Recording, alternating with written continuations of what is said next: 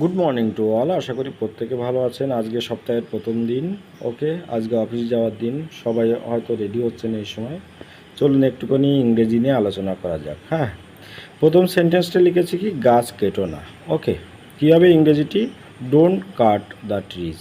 ওকে, next sentence, সবসময় সত্যি কথা বলবে। কি? Always speak the truth. Okay, এটা কিন্তু অ্যাডভাইস দেওয়া হচ্ছে, পরামর্শ দেওয়া হচ্ছে যে সবসময় সত্যি কথা বলবে, কখনো মিথ্যে বলবে না। ওকে, অবশ্যই ইম্পারেটিভ সেন্টেন্স। সততাই শ্রেষ্ঠ পন্থা। কী হবে ইংরেজিটি? Honesty is the best policy. Okay, এটা কিন্তু ইউনিভার্সাল ট্রুথের মতো কথা, যে চিরন্তন সত্য, যে সৎ পথে থাকলে অবশ্যই জীবনে ভালো হবে। ওকে, দার্জিলিং শিলিগুড়ির থেকে ঠান্ডা। কি লিখেছি? Darjeeling is colder than Siliguri.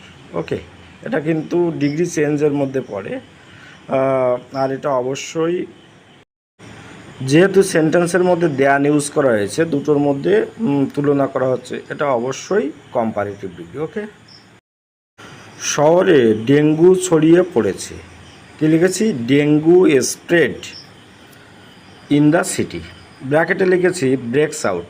আসলে ছড়িয়ে পড়া ইংরেজি হচ্ছে স্প্রেড বা ব্রেকআউট। ওকে, ওই জন্য ওখানে লিখেছি ডেঙ্গু স্প্রেড অবলিক ব্রেকআউট, যে কোনো একটাকে ইউজ করতে পারেন, ইন দ্য সিটি। ওকে, ভবিষ্যতের জন্য কিছু সঞ্চয় করো। সেভ, হ্যাঁ, অবলিকে লিখেছি দেখুন পুট বাই। সেভ মানেও সঞ্চয় করা, পুট বাই মানেও সঞ্চয় করা। Something for future. ওকে, তাহলে আমরা ফাইনাল সেন্টেন্সটি লিখতে পারি সেভ বা put by something for future. Okay, একজন ডাক্তার ডাকো।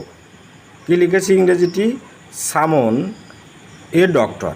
ব্র্যাকেটে দেখুন কল ইন লিখেছে। সামন মানেও ডাক্তার ডাকা, সামন মানেও ডাকা, আর কল ইন মানেও ডাকা। ওকে, তা আমরা সামন না লিখে কিন্তু আমরা লিখতে পারি call in a doctor. Okay, আমাদের পরিবারে 5 জন লোক আছে। ইংরেজিতে কী হবে? My family consist of 5 members.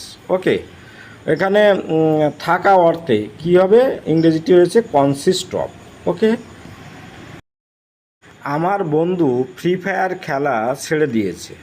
ইংরেজিটি লিখেছি my friend has stopped playing free fire. Okay, শিক্ষা জাতির মেরুদণ্ড। কী হবে ইংরেজিটি? খুব সুন্দর, education is the backbone of a nation. Okay, এটা কিন্তু চিরন্তন সত্য এবং অবশ্যই অ্যাসার্টিভ সেন্টেন্স। ওকে, সে হেরে গিয়েছিল। কি লিখেছি ইংরেজিটি? হি ওয়াজ ডিফিটেড। ডিফিটেড মানে হচ্ছে পরাস্ত হওয়া বা হেরে যাওয়া। আমরা অন্য সেন্সেও ইউজ করতে পারি। ধরুন বললো যে আর্মির দল হেরে গেছিল, দ্য আর্মি ওয়াজ ডিফিটেড, এও কিন্তু আমরা লিখতে পারি। ওকে, ট্রেনের কামরাটি ভিড়ে ঠাসা ছিল। The train compartment is very crowded. Okay, তাহলে ভিডিওটি এখানেই শেষ করছি। ভালো থাকবেন সবাই।